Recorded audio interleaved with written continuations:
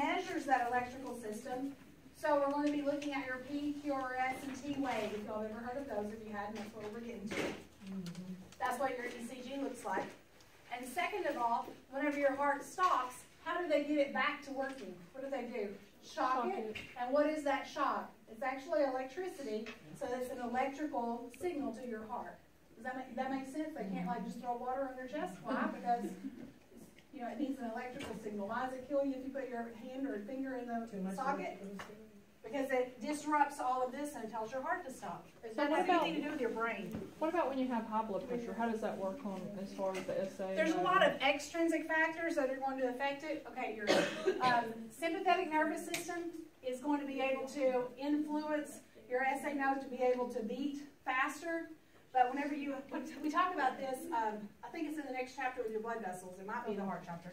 But whenever you have more blood going to the heart, your ventricles will stretch, and then they're going to contract with a greater force, and that actually is what increases your blood pressure.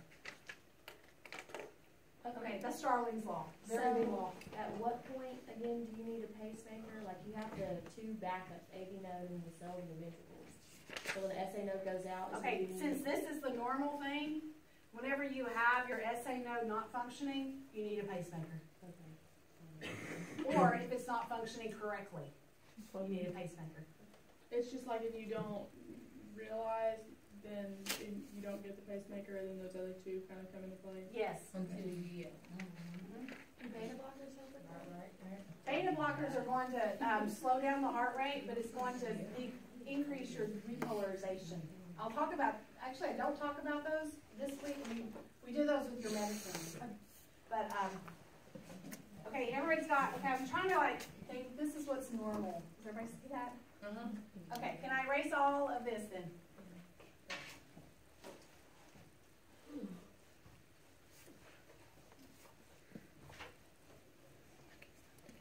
Okay, next is your EKG. I'm going to draw it for you.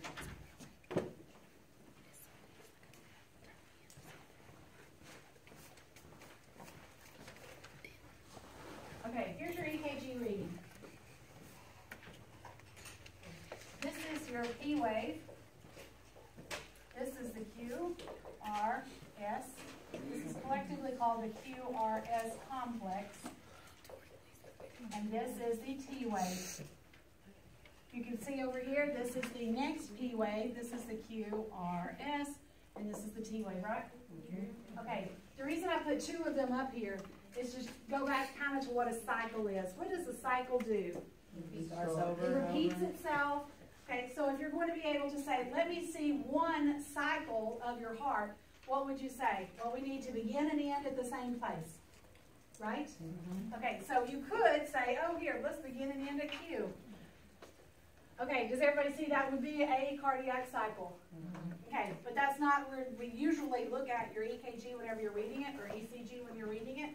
We usually start right here at the beginning of the P, so that what we have in between our purple arrows is one cardiac cycle.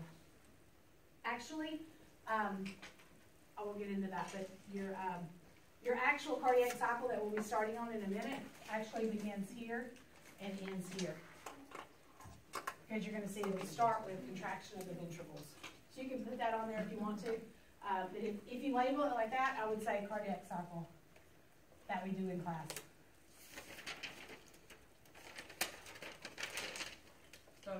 I would say start cardiac cycle in class. And then on this one, I would say end cardiac cycle in class.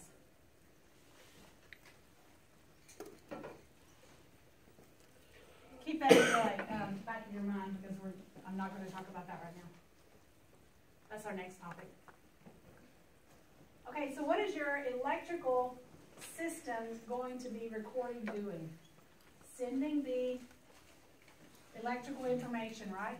How does electrical information get sent?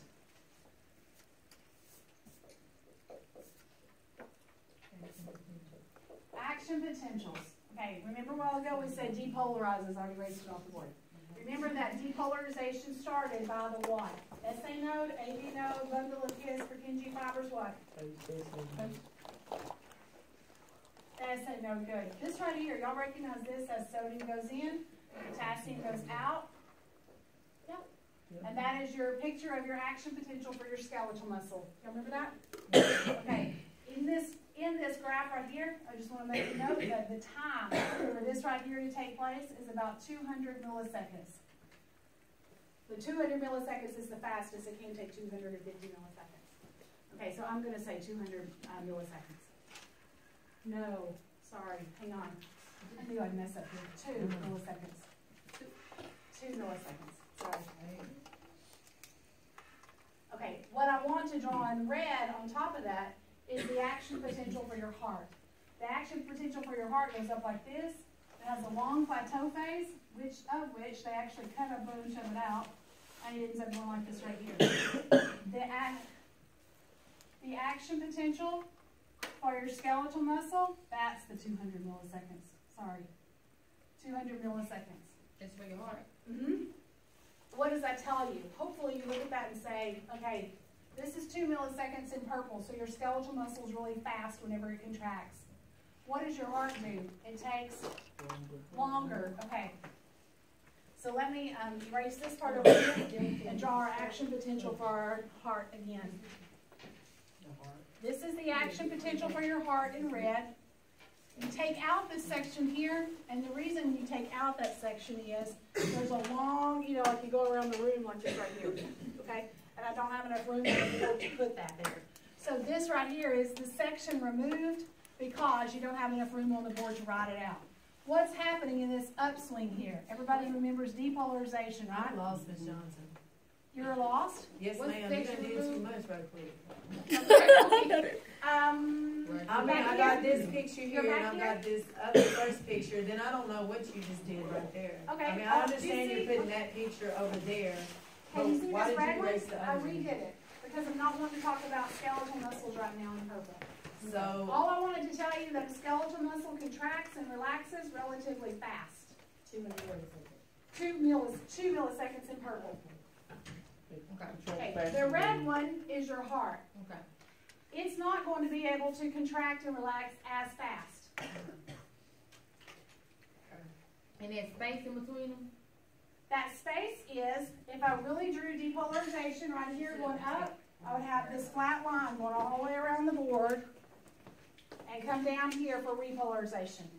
So I'm not wanting to use that much board space for it. Right. So I took that little section out. Okay. So our timeline here is 200 milliseconds. Okay. Gotcha. Okay, what is happening on these? Depolarization's here, right? What happens with depolarization? Sodium goes into the cell. Same thing you'll learn for your skeletal muscles. Mm-hmm. What happens with repolarization? Potassium goes out. Everybody remember that? Yeah. And then here you have your sodium-potassium pump. Mm-hmm. Kick on so that you go back to your resting membrane potential. Y'all remember those words? Mm-hmm. Okay. Notice I didn't write anything up there at the top. Okay, what difference then is there between your skeletal muscles and your heart muscle? Your heart muscle has this long plateau phase, and that's because of calcium. Calcium goes in, and it's going to go in slowly, which is going to cause a plateau. Calcium goes in slowly, causing that plateau. What is the purpose in calcium going in slowly? It's going to take it longer to start that repolarization, and so it takes it longer for a cardiac muscle cell to get ready to contract again. Why can your heart rate not be 500? If your heart cells actually had the characteristics of your skeletal muscle cells, it would get that high. Okay, but remember too, y'all remember this from your heart chapter, your muscle chapter. Y'all remember this graph? Okay, close your ears if you think you might get confused. Okay, y'all remember this graph here, like this right